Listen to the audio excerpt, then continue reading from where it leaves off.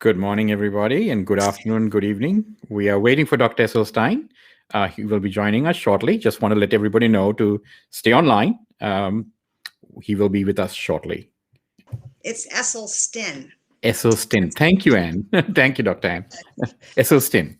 Yes. Okay. They can see you. They can see you. You're fine.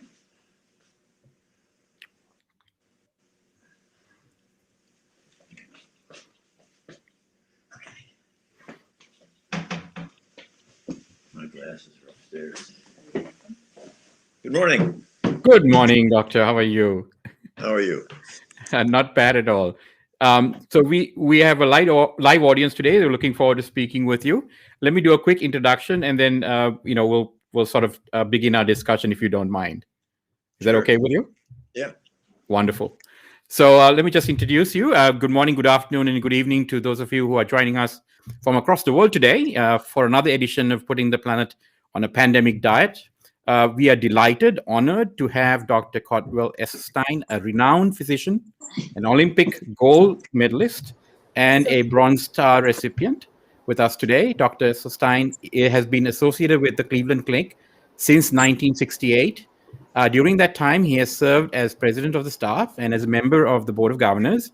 He chaired the clinic's breast cancer task force and headed its section of thyroid and parathyroid surgery. He's also a fellow of the American College of Cardiology. He has over 150 scientific publications. In 1995, he published his benchmark long-term nutritional research arresting and reversing coronary artery disease in severely ill patients. That same study was updated at 12 years and reviewed beyond 20 years in his book, Prevent and Reverse Heart Disease, making it one of the longest longitudinal studies of its type. Dr. Esselstyn is presently directs the Cardiovascular Prevention and Reversal Program at the Cleveland Clinic Wellness Institute. Welcome to Pandemic Punditry, Dr. Esselstyn. Thank you. And I hope I pronounced your name correctly there. I may have murdered that a bit. You wouldn't be the first. I had the same problem with my last name sometimes too. So, how do I actually say that so I don't make that mistake again? Well, it's Esselstyn. Esselstyn. Okay, Styn. Okay, Dr. Esselstyn.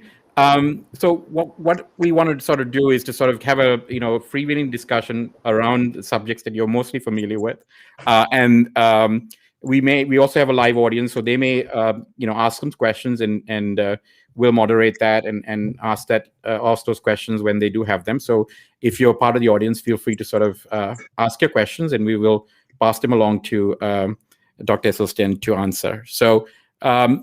Esselstyn, maybe I start with this question. I think the pandemic has made millions of people across the globe aware of this term called comorbidities, right? Everybody sort of heard about this concept of having a comorbidity, and especially cardiovascular disease and diabetes. So do you believe that this heightened awareness could be a silver lining for physicians such as yourself who have been advocating lifestyle changes for several decades now?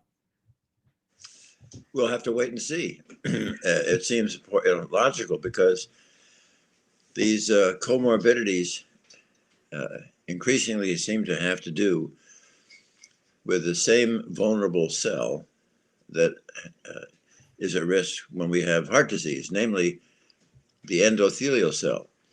And the virus seems to really pounce on the endothelial cell. And if the endothelial cell population in our bodies is compromised by the food that we've been eating, then it's these same vulnerable souls who get COVID-19 because they are depleted in a sort of a defense mechanism of a hardy system of endothelial cells. That's very interesting, because we had Dr. Colin Campbell on earlier in the month, and he was asking me a question in reverse. He said because he was very interested in the fact that India, where I'm from, has, despite high numbers of COVID cases, have a very low morbidity rate, and he was wondering whether diet had an impact on that rate. So it's interesting that you brought up this connection between the endothelial layer and cells and maybe morbidity. So maybe there is a connection between COVID and your diet, it seems. Well, when I was in India in 2000, and I was lecturing in multiple cities at Hyderabad, Pondicherry, Mumbai, Calcutta, New Delhi, I was not at all impressed with the diet in India, which I thought was really quite horrible for with all the oil, all the meat. There was an absolute epidemic of cardiovascular disease in India. I bet it's still there. Yes, I think people- I think I lost your audio for a second, Dr. Esselstyn. But And when people from India move to this country, they seem to be much more vulnerable for our coronary artery disease. Karthika, I'm sure you have some questions as well. Yeah, Dr. Esselstyn, thank you for joining us today. For the sake of our audience, can you tell us what exactly is cardiovascular disease? I mean, are there degrees to the disease? How does one know where they are in that spectrum? I missed that last part. What was the? Are there degrees to cardiovascular disease? What is cardiovascular disease? Wait a minute. Did you say, are there degrees of cardiovascular disease? Is that what I heard? Correct. All right.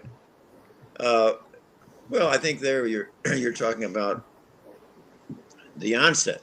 Let's just chat about that for a minute. We know from the studies of our battle casualties in Korea that an average of 80% of these average 20-year-olds already had Oxide. Those 7 without a microscope for their cardiac events. And that study was then repeated 45 years later, 1999. This time, Doctor, your audio is a little low. I don't know why that is. It's cutting in and out. I think maybe is your hand covering the mic or anything like that? my hands are down here. Oh, wait. Okay, now it's fine. It's just maybe the angle or something like that. It's perfect now. Sorry, we lost a little bit of that conversation. I remember you saying 45 years ago in Korea or wherever you were posted, I think. Well, no, I was saying that in 25 in 19 let's see, it was the original study was done on the battle casualties in Korea. Korea, okay. Where roughly 80% of those 20-year-olds already had gross evidence of coronary artery disease that you could see without a microscope. Not enough for their cardiac events yet, but that study was then repeated 45 years later, this time looking at young women and men who have died between the ages of 17 and 34, who have died of accidents, homicides, and suicide. Now the disease is ubiquitous. You graduate from high school in this country, you get a diploma, and you also get the foundation of cardiovascular. There's no great surprise in the same way. Now by the late 40s, early 50s, we begin seeing this tsunami of cardiovascular disease. So, yes, there are different weeks of cardiovascular disease. Age and the intensity, but obviously there was a paper by Lou Peller, who was the Peller was the let's see, the professor of public health at the University. Now we can hear you again. So you were saying 45 years later, when the study was redone on people who had accidents, you saw more of the same study that was done on the Korean battle casualties. Oh yeah, it was 80% in the Korean battlefield. Now it's ubiquitous. Everybody's got it. Okay. So the point I think is that what you're saying is that when we ask you about this whole idea of a spectrum, that at very, very early ages itself, maybe and we'll get to that point whether it's diet or not. You've seen people having visible. I mean, when you do a dissection, you can actually see the coronary artery disease impacting them as young as 18, 20-year-olds from the naked eye, right? So this is Well, something even if, sadly, even if those children die at age 12, you can see the early fatty streaking. Oh, wow. Yeah. Okay. Wow. Wow. So this concept of sort of this cardiovascular disease that that can strike or start from a very young age. What do you think is the sort of the primary cause of that? I know what your answer is going to be, but for the benefit of our audience, why do you think that people start manifesting these symptoms that early in their life? Well, the injury, you have to boil this down to two very fundamental molecules. All experts would agree that where this disease seems to have its inception, its onset, its beginning, is when we like that in the guardian of our blood, see that delicate innermost of the artery called the endothelium. The endothelium is really quite remarkable. You have to be the largest organ of the body. You were to spread out the endothelium, one single layer thick, and the endothelium is remarkable because of the magic molecule of gas that it produces called nitric oxide. And it is nitric oxide that is responsible for the salvation and the protection of all of our blood vessels because of its remarkable functions. So the endothelial system seems to be a really core component. Why is it that Dr. Esselstyn, that we don't hear about that too often when people talk about cardiovascular disease? I mean, it's like not something your doctor mentions. Is that because there's not really a test around that, or is the focus on something else entirely, like cholesterol, where most people seem to be focusing on as a number? Because I mean, I know you made a lot of talks around this. You've written about this being a very key component of cardiovascular disease. I'm just wondering why other physicians and cardiologists don't talk about this more openly or more frequently. Well, let's be fair to my cardiovascular colleagues. How much training do they ever get in medical school about nutrition? Not very much, is my understanding. Practically zero. How much training do they get about nutrition in their postgraduate training? Practically zero. Matter of fact, it was 5 years ago when I was invited to become a member of the American College of Cardiology. Why? They wanted me to join their nutrition committee. Why? Because our job is to try to educate cardiologists about the causation of the illness that they have been designated to treat. Wow. In other words, it's hard to carry on a conversation about endothelial cells and nitric oxide if you've never really studied it. Okay. So, Karthik, I think you had a question for Dr. Esselstyn. Dr. Esselstyn, you can hear me very well, I hope. I was really interested to understand the list of diseases that can be prevented or reversed with a whole food plant-based diet. Yeah, that's an excellent question. We feel that probably a whole food plant-based nutrition is one of the most wonderful gifts that medicine has ever had in their toolbox. Not only does whole food plant-based nutrition have the ability to halt cardiovascular, it's the same thing with diabetes. Sorry, doctor. I think you're cutting out just a bit again. Hypertension. Yeah, I don't think I've moved my head. Yeah, I know what that is about. Yeah. Go ahead. Take a look at hypertension, diabetes. Yeah, hypertension. Can you hear me? Yeah, much better. Much better. Hypertension, diabetes, vascular dementia, strokes, perhaps even Alzheimer's disease, ulcerative colitis, Crohn's disease, rheumatoid arthritis, lupus, multiple sclerosis, allergies, asthma, and the list goes on. It's really quite profound, and it's so safe, and it's so inexpensive. The benefits endure. Wow.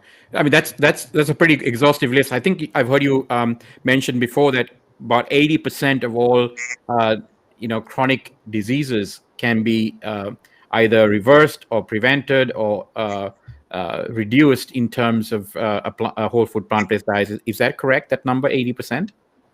That's a good one. Okay. All right. So I want to throw another set of numbers at you, Dr. Sin, and this is from sort of our part of the world, India and China in particular. I know that you've been pretty harsh on what you've called sort of the American or Western European diet in terms of what it contains. But what we're seeing here in this part of the world, and these are 2016 numbers, so they're a little old, but I think that was the last year that they did the comprehensive study.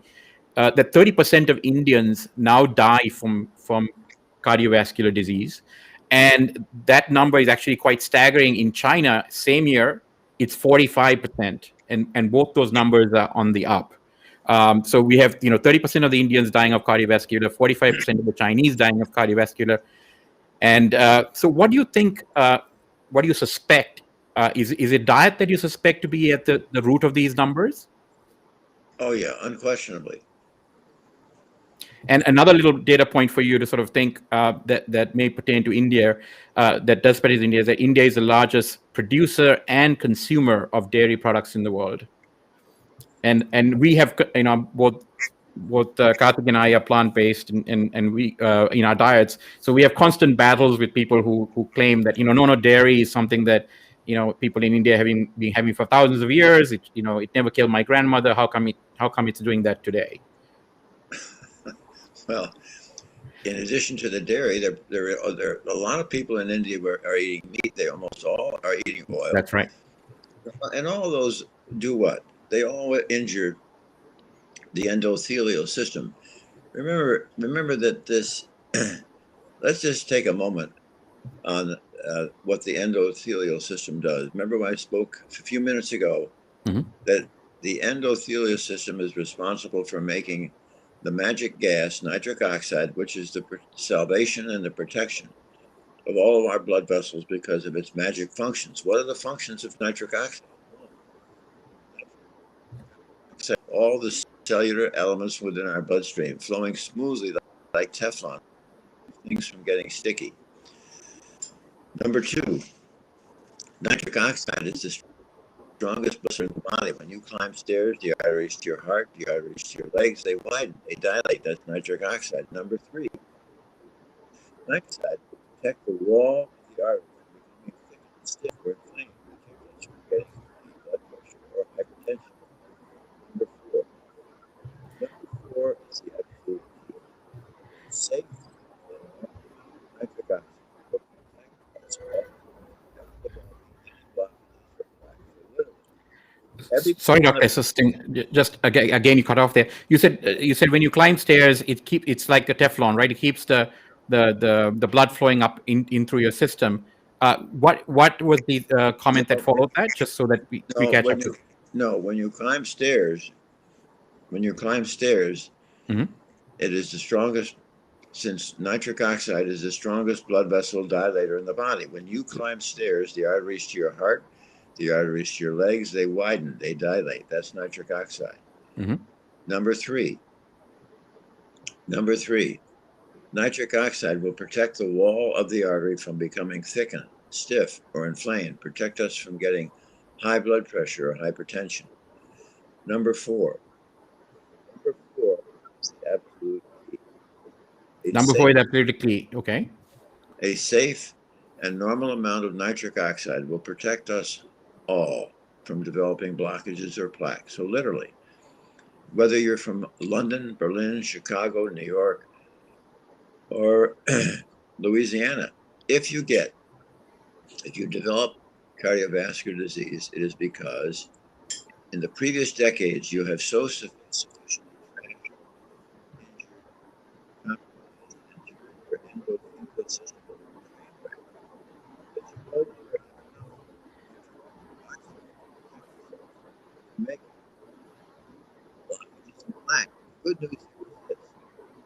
not a malignancy. This is a completely benign foodborne illness. And once you get patients to never, never, ever again pass through their lips a single morsel, it's going to further destroy already train wrecked endothelium.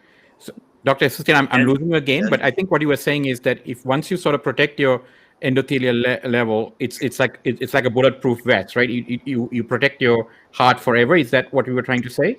You just cut out there again for a minute. I think it's the internet connection that may be dropping in and out a little bit on your side. But I'm sorry I had to keep doing that for you. But I don't want you to get too ahead of our audience as well. So if you could just repeat that last part, we'll be fine.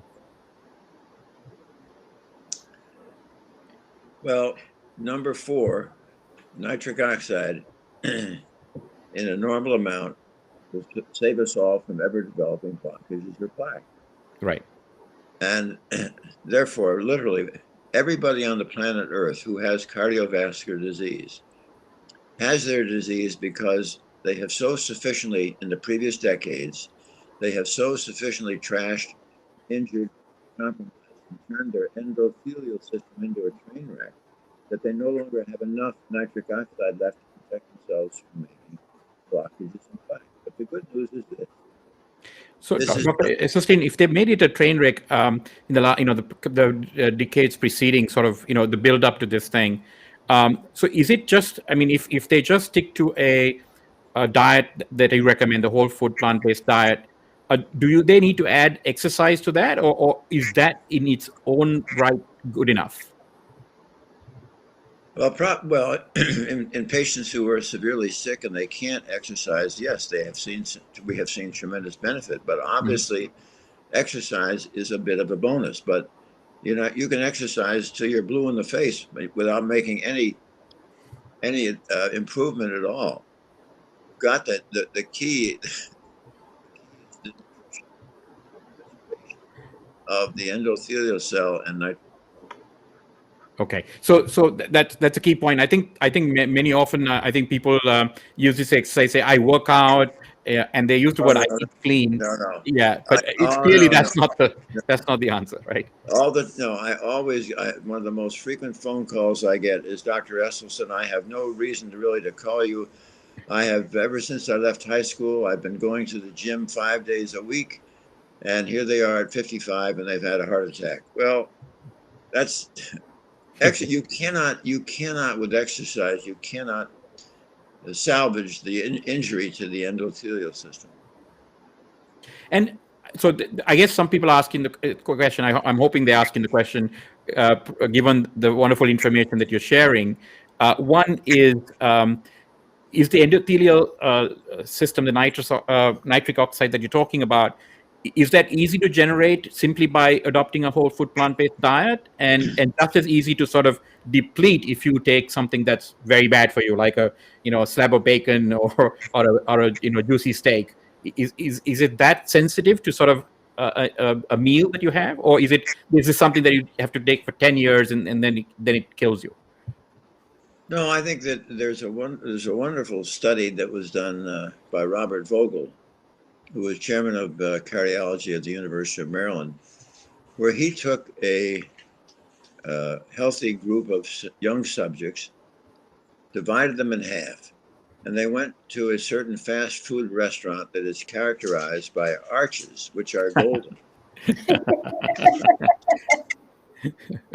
Now, half of them got the cornflakes, and then they had the brachial artery tourniquet test, which is a test for the endothelial production of nitric oxide.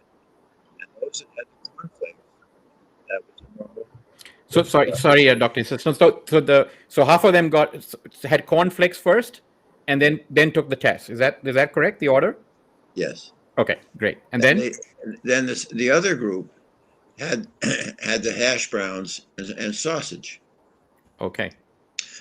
And within 120 minutes, the group that was eating the hash browns and sausage, 120 minutes after that meal, when they tested for the brachial artery tourniquet test, the test for nitric oxide production, it had completely stopped. That single meal had so injured, so compromised their endothelial production of nitric oxide, they were unable to simply combat. So it completely stopped. We're talking about a block Yeah, almost, yeah, right? I mean, this is yeah, not yeah. this is not reduction in function. This is actually a stop, a full stop. Well, Wow. when it was, I'm no, there were obviously going to be some that had a little, Something going, a but little, a little bit. significant block. But the point to be made is they absolutely, that group totally failed the brachial artery tourniquet test. Now, Wow. as they followed them into the later afternoon and early evening, since they were young, they began to recover, right? Right. But the next morning for breakfast, it'll be scrambled eggs and bacon. Lunchtime, it might be white bread with cold cuts and mayonnaise. Supper time, it might be a baked potato with sour cream, vegetables soaked in butter, lamb chops, ranch dressing on a salad, and ice cream for dessert. What happens in the U.S.? Literally, all day long. Child, we are destroying and injuring the system. So And this now we, destruction of endothelial layer, as you are describing all day long, all the way, if you keep eating this stuff every day, right? So the impacts now, so there was the second part of my question. So let's say that somebody's really severely compromised their endothelial system to a point where, they're at a dangerous juncture in their life. How quickly can it be reversed? How easily and how quickly can it be fixed? well, when you look at a PET scan, and a PET scan is you're looking at the area of heart muscle that is being normally perfused with blood. And some pictures in the book clearly show a perfusion at baseline when we first see the patient. Normally, if it's being perfused well, it is orange and yellow, and then there's a little patch on the side. Right. This is this what you're calling? You sometimes described as the widowmaker in the heart, the bottom part. Sometimes that. No. Okay. No. What I'm trying to say is that there is a patch on the PET scan where there is very, very poor perfusion. Okay. All right, that's at baseline. Then I counsel the patient. They Okay. get it right. And lo and behold, early as 3 weeks, we begin to see reperfusion of that area. Wow.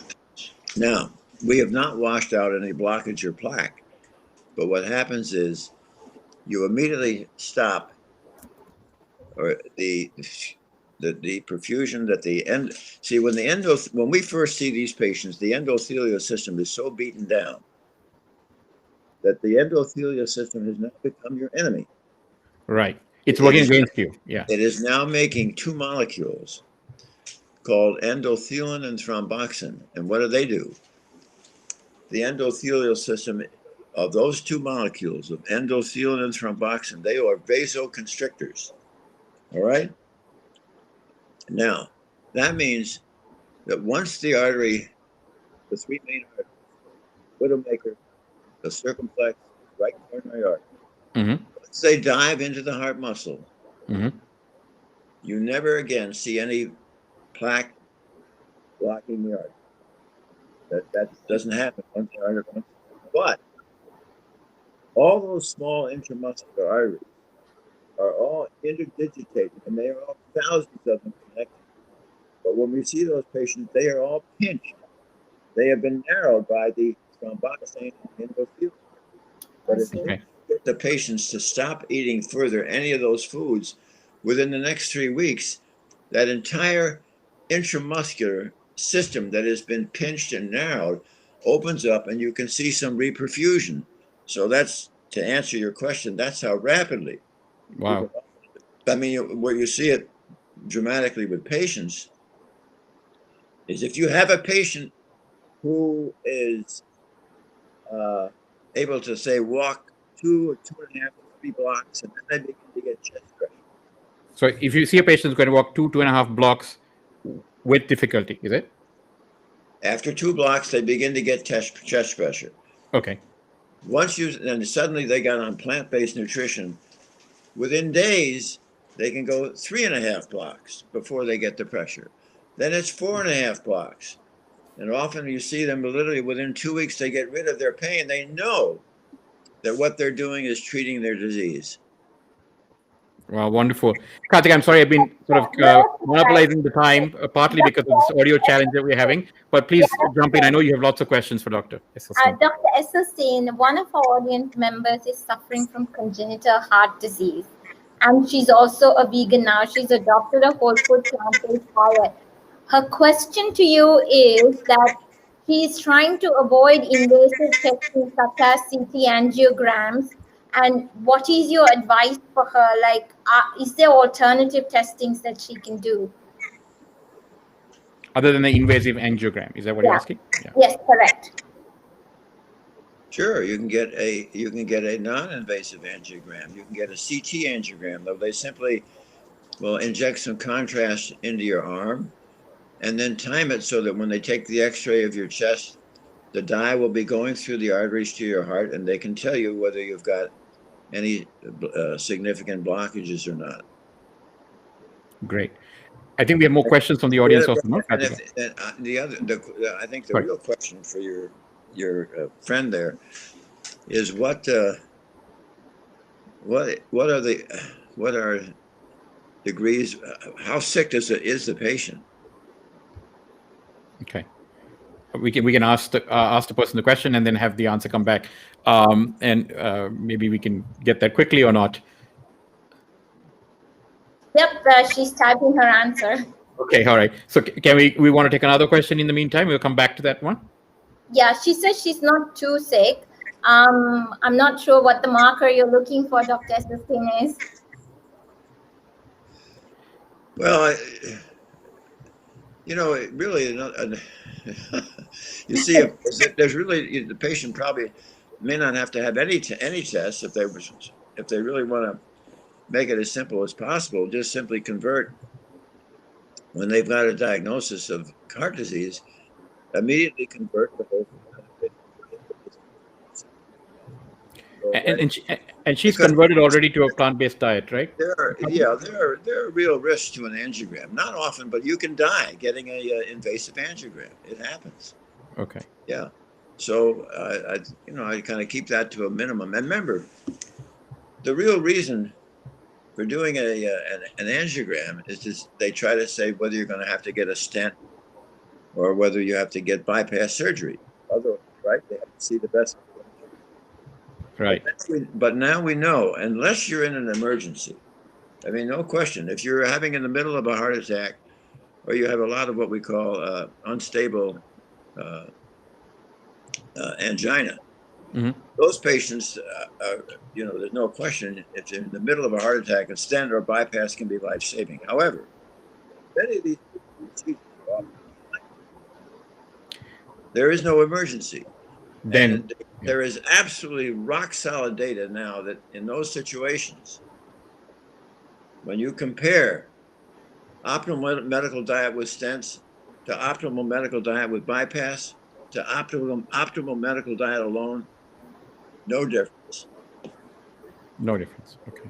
So Dr. Esselstyn, if you were sort of somebody who just suffered a minor stroke, or has sort of been diagnosed immediately with some kind of hypertension or maybe angina, I mean, the best way to sort of make sure you don't sort of exacerbate it or even reverse it is to go on what you prescribe as a whole food plant-based diet, right? Not pop a whole bunch of pills and take 15 different pills and sort of try to wing this through or put stents in your body and all that, I'm assuming. Is that the recommendation if it's not an emergency situation like you just described?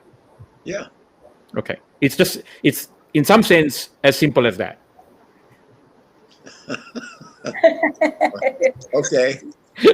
I know the diet is not that simple, but it's not a huge medical mystery as to how you would address that issue, is what I'm gathering from what you're saying. Yeah, in other words, there's been a covenant of trust between the caregiver and the patient since the days of Hippocrates that whenever possible, the caregiver will share with the patient what is the causation of the illness. And sadly today, in cardiovascular medicine, That is not being done. Wow. Okay. That's Sorry, go ahead. Ravi. I have a Yeah, couple please. of questions from the audience. So, Dr. Esselstyn, obviously there are these new age companies, right, that produce human milk from cells and things like that. We're culturing cells to produce human milk, etc. Is that healthy for people? Is human milk more healthier? Does it have the same effects that dairy milk has currently? I wonder if your colleague could repeat your question, because there's something about your microphone Yeah. that it makes it very hard for me to understand her questions. But if you Okay, could let me repeat repeat the that for you. question. Let me repeat the question for you, Doctor. So we've interviewed in the show previously two companies that are actually using cell bioreactors, taking human cells, putting into a bioreactor, and creating human milk for both infants, and they're also looking at a potential adult market for human milk. So instead of obviously dairy, right? We were just wondering whether there were negative health implications from somebody who, in the future, let's say in 2 or 3 years from now, would consume ice cream or butter made of human milk as opposed to cow's milk. Well, I certainly would love to answer that one way or the other for you, but that's something that would require study.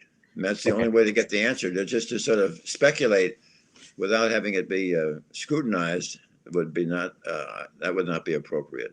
Okay, so maybe the follow-on question to that is there something? I know you're not you don't like, obviously you don't recommend dairy for people who are trying to sort of obviously avoid getting cardiovascular disease. What is it in dairy? Is it the saturated fat, or is there some other ingredient that makes dairy so bad for people? Well, saturated fat plus casein. Casein, okay. Yeah, And the major protein in milk. Yeah, there's a wonderful Harvard study that shows how rapidly injurious the casein can be. okay, and so it's a casein as well. It's not just the Right. saturated fat. Right. Right. And I know you were before this a sort of an expert on or expert on breast cancer as well. Is there implications from dairy and breast cancer as well, or is it Talk just about breaking up. I heard it. hear me as well? Okay, I heard let me ask you again. that. Is there also a negative impact towards for cancer with milk as well, with dairy? But certainly that seems to be strongest with prostate. Yeah. Okay, not so much with breast cancer, I assume. No, I wouldn't exonerate that. I don't think that's been as carefully studied as it could be, because when you think about it, a number of years ago when I first started this, I did a bit of global research because I was so disenchanted with the fact that for no matter how many women I was doing breast surgery, I was doing absolutely nothing for the next unsuspecting victim. Right. And so I did a bit of global research, and it was quite striking to see that there were multiple cultures where breast cancer rates were 30 and 40 times less frequent than they were in the United States. And that's obviously that was nutrition. That was what, Doc? That was from nutrition. Was Yeah. from nutrition. Okay. Okay. Sorry, Labi, we have a question coming in. Please. Perhaps to relate over to the doc. Dr. Esselstyn, can you hear me? Well, I can right now, but Okay, fantastic. What effects of long-term medication for other problems? Example, medicine for hypertension for 25 years. and the question was, What are the effects of long-term medication? Yeah, Or if you take for 25 years, yeah, if you take hypertension medicine for 25 years, is there a long-term impact of that? well, I think you could probably argue two ways. If you kept your blood pressure in a normal range, there was a benefit from that. But then, of course, you'd have to look what might be the possible side effects of taking the medicine that long. And I don't know of any study that really has looked carefully at that. So I don't think I can say definitively. But my answer really to that would be for the person to eat in a way that they don't have hypertension. Sorry, doctor. Hypertension. It's interesting that if you look at a developing country the rate of hypertension is something like 1 to 3%. But if you go to a developing country, suddenly you're up to around 33% of the population will have hypertension. Is that a factor of maybe not being diagnosed with it, or is that you think it's something else? The discrepancy between developed and undeveloped. No, I think it's because Diet. Yeah, if you look at let's take an example, a country like Micronesia or Nauru. Okay. That was a wonderful, historically, that was a wonderfully healthy population, eating sort of a diet of vegetables and fruit. And then of all things to happen, they discovered that there were these incredibly rich deposits of phosphates from millions of birds over thousands of years, just lying on the surface. So there was a great industrial call for this. So in came the backloads, and suddenly everybody in Nauru became a millionaire, and millionaires eat meat 5 times a day. Right. And suddenly 30% of the population was diabetic, hypertensive, heart disease. It was just a classic example of how this Western diet can destroy you. So, and I think you've cited a similar study from World War II. I remember from Norway or Sweden, right, where you see the incidences of heart disease just plummet, and as soon as the war is over, it starts climbing because meat becomes more available. Right.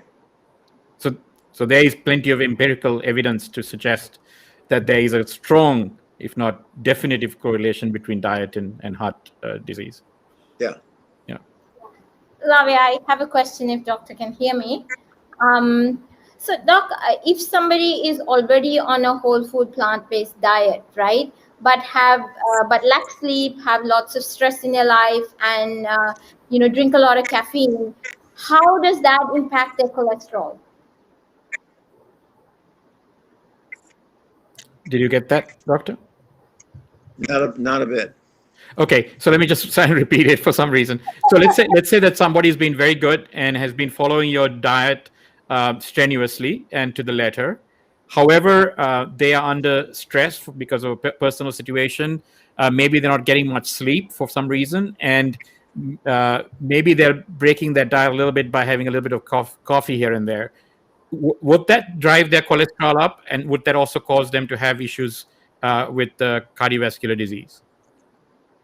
No, I think if they're eating a whole food plant-based nutrition, and they happen to have some stressful issues, that's not going to. In my information, that's not going to injure the endothelial cell. Okay.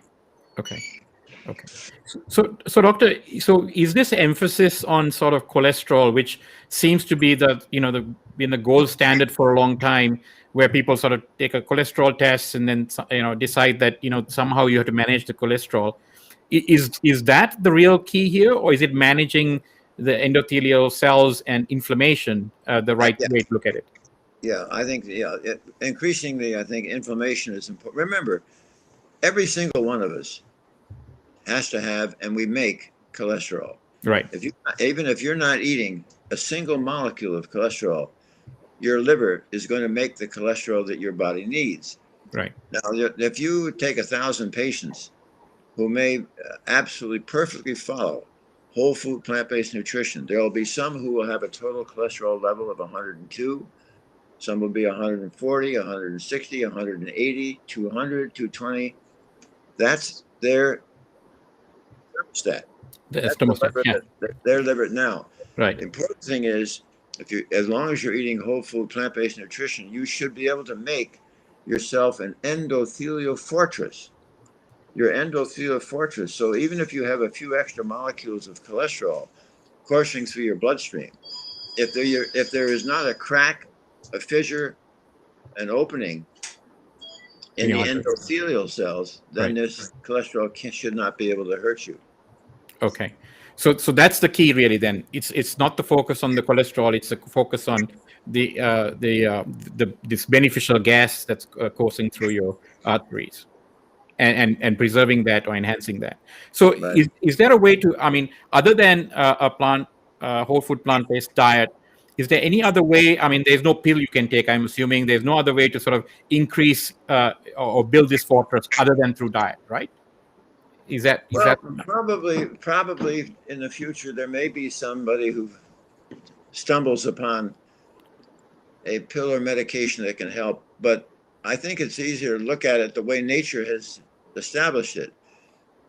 Whoever the jolly maker was that divined the human body in the first place did not have in mind an organ right up the quadrant of the abdomen called the liver. Did not have in mind an organ? Pardon? He said the person who designed the body didn't have in mind the organ. Sorry, you broke up after that. Yeah, didn't have the organ in the right upper quadrant of the abdomen, the liver, which is not designed to make enough cholesterol to destroy your arteries and fill them up with plaque. Right. Yeah. Right. Right. Because look, every single cell membrane in our body is made of cholesterol. As the basis of our sex hormones, the basis of vitamin D. Cholesterol is essential, but we've got to eat in a way that we can respect the integrity of the endothelial system. So talking about sex here a little bit, just to try to digress and maybe get a lot more people to pay attention. I know that there is a direct link, your penile artery and sort of your heart health, right? So if you have problems with erectile dysfunction, you most likely will have some issue with your cardiovascular health. Am I correct? Sounds good. Okay. So the answer for that is not Viagra or any of the other pills that's out there. It's the same prescription that you've been writing for everything else. Yeah, there's a slide in my presentation that discusses that. Yes, it's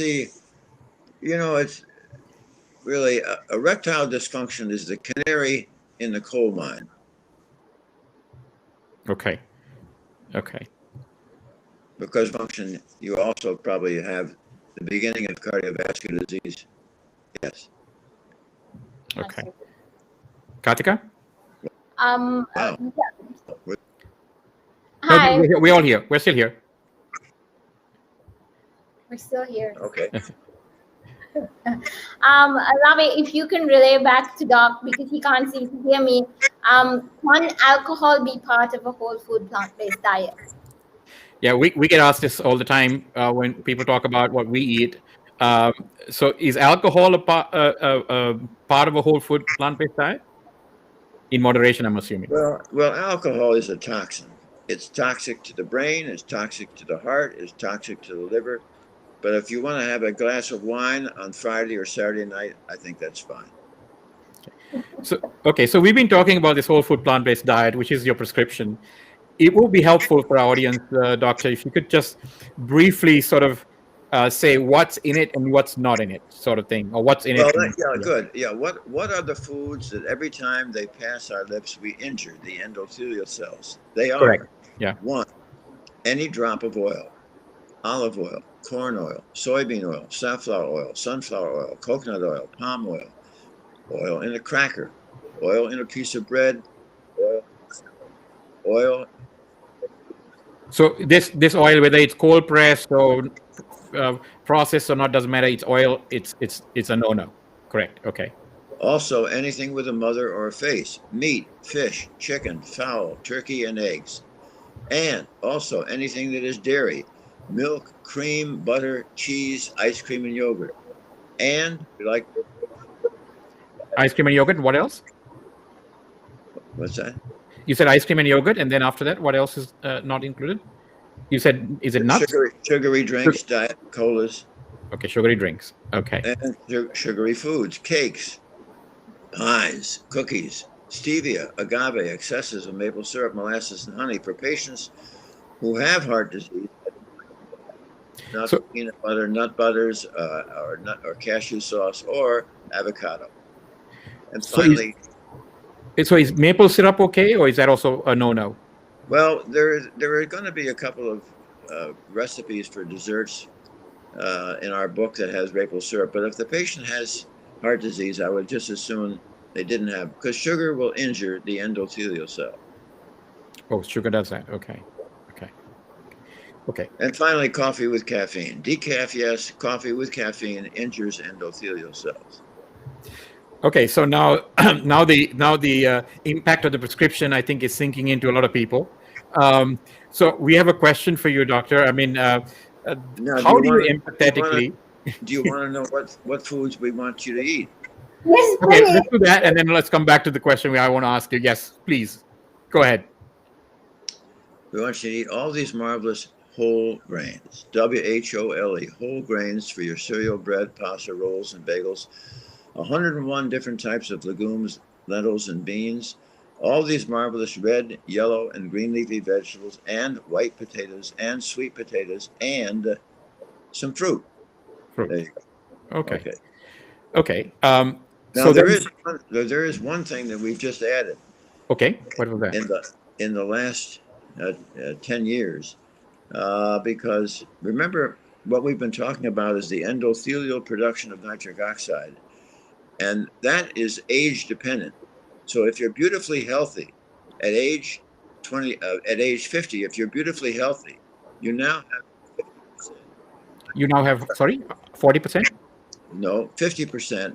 Okay. Of the nitric oxide that you had when you were age 25. Now, when you're over 80, you've lost over 70% of the endothelial production of nitric oxide. Okay. So we really, the last thing. Sorry, the last. In the last 10 years. Okay. Is a way of taking advantage of the research in the last 12 or 14 years that has shown that there is an alternate path. Sorry, doctor, what was the alternate pathway? Well, I'm just going to describe it. Okay. That there in the last 12 or 14 years, there has been described an alternate pathway by which humans can make additional. So the way, sorry, doctor, you just cut off again. So the way humans make, I think that's where we lost you there again. Sorry. Yeah, the way humans can make additional nitric oxide. Okay, which is? If I can get patients to chew. To chew 6 times, not smoothies, not juicing. Okay. If I get them to chew a green leafy vegetable 6 times a day, roughly the size of half your fist. Half the fist, okay. After it has first been boiled in water, 5.5 to 6 minutes, and so it's now nice and tender. Then you must anoint it with several drops of a delightful either rice or balsamic vinegar. Rice or balsamic vinegar. So you're talking about because the acetic acid from those research has shown that the acetic acid from those vinegars has been able to restore the nitric oxide synthase enzyme, which is contained within the endothelial cell and responsible for making nitric oxide. So you're going to chew this alongside your breakfast cereal, again as a mid-morning snack, again your lunch and sandwich. That's 3, mid-afternoon, 4, dinner time, 5, and of course your kale number 6. Now, the second benefit of ingredients is it restores the capacity of your bone marrow. Once again, make the endothelial progenitor cell. What do they do? The endothelial progenitor cell. Sorry, Doc. Again, I think we've lost your audio again. So, if you keep chewing this, you said 5 to 6 times a day. Was that correct? The number? 6 times a day. 6 to?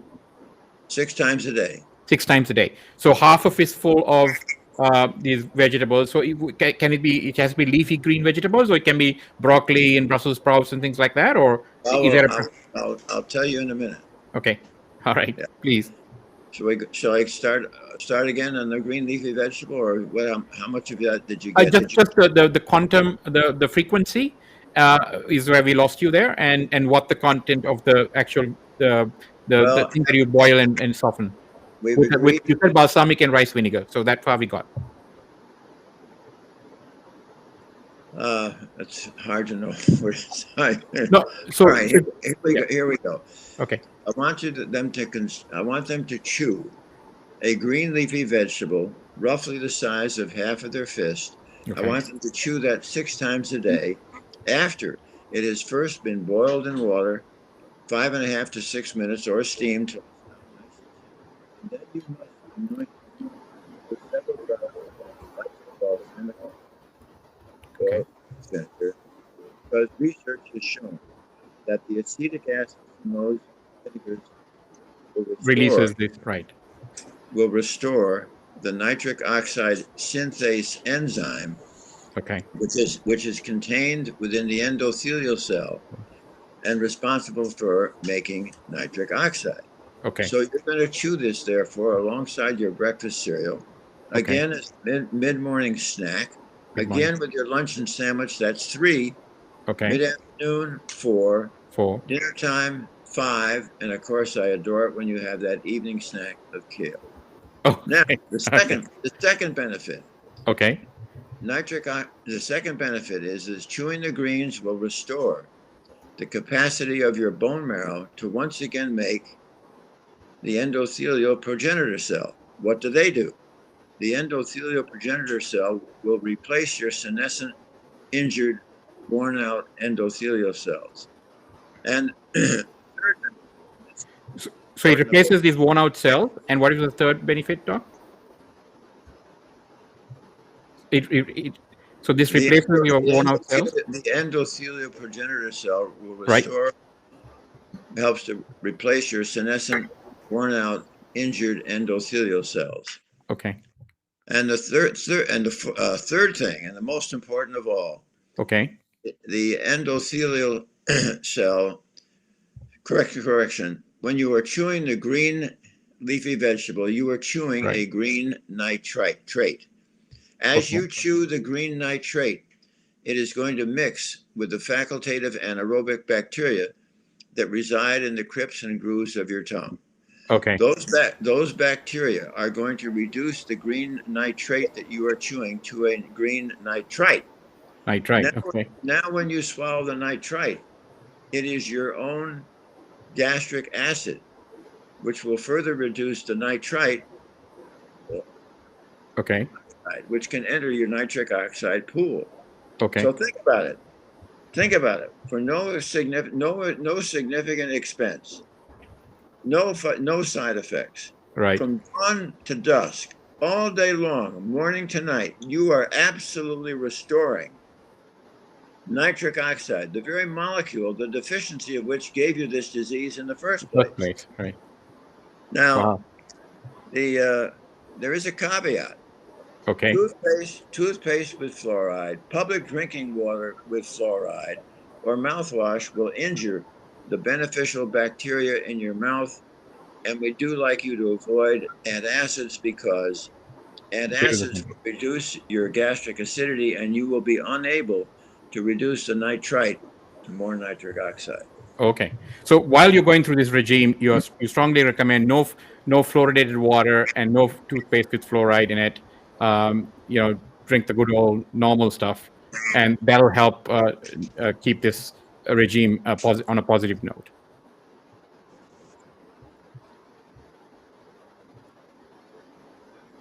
Doctor, you there? Well, you broke up pretty badly there. Okay, sorry. I think stay off the fluoride, and it'll help the whole process through, right? So that's a negative. Now, what are the green leafy vegetables I'm talking about? Bok choy, Swiss chard, kale, collard greens, beet greens, mustard greens, turnip greens, Napa cabbage, Brussels sprouts, broccoli, cauliflower, cilantro, asparagus,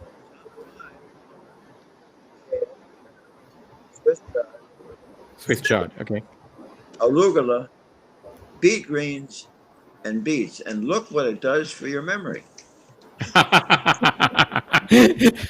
Well, Dr. Stein, you're definitely a living proof of your own medicine. I don't think we can say that about most of our doctors. I always hate the fact when my doctor tells me I need to lose weight. I look at him or her, and they certainly haven't been taking the prescription that they're giving me. So I always appreciate advice from doctors that follow their own advice. So we put the list of greens up on up here so that people can actually see it as well. So this whole controversy around salt. Let me just make this sort of our last question. Is salt good, bad? I mean, if you're eating all of these pulses and leaves, you would need some salt, or there's a question about salt increasing hypertension and all that. Is that true? Not true? Well, none of our recipes. See, if you can get so much salt when you add it when you're cooking. So Okay. we think it's important not to cook.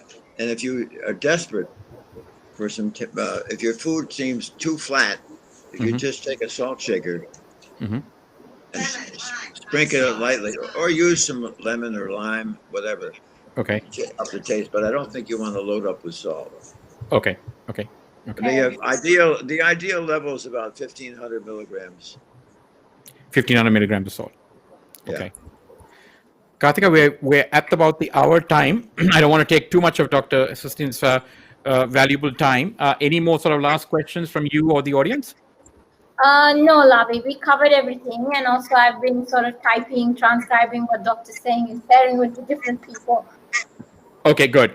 I know the audio has been a little bit of a challenge today, so I'm glad you did that, Karthik, and I did monopolize the question time. Normally we divvy up this pretty well between the two of us, so thank you for helping manage the guests on the show. Dr. Esselstyn, we are very grateful that you've sort of graced our program and given our viewers who are mainly from South Asia, but we're a global operation. We got listeners listening in from all over the world. But I wanted to make sure that people have the benefit in this part of the world have the benefit of your good counsel and advice as well. As it is January and everybody seems to be looking at their diets anew, and the pandemic has also focused a lot of attention on health and what you put in your body for immunity purposes. We felt it was sort of a timely a segment to have someone like of your stature on the show to guide people on what has been sort of a neglected area in medicine. So we're very grateful that you were able to lend your considerable expertise on this subject to our worldwide audience today. So thank you very much for doing that. Bye-bye. Bye. Thank you very much, Doctor.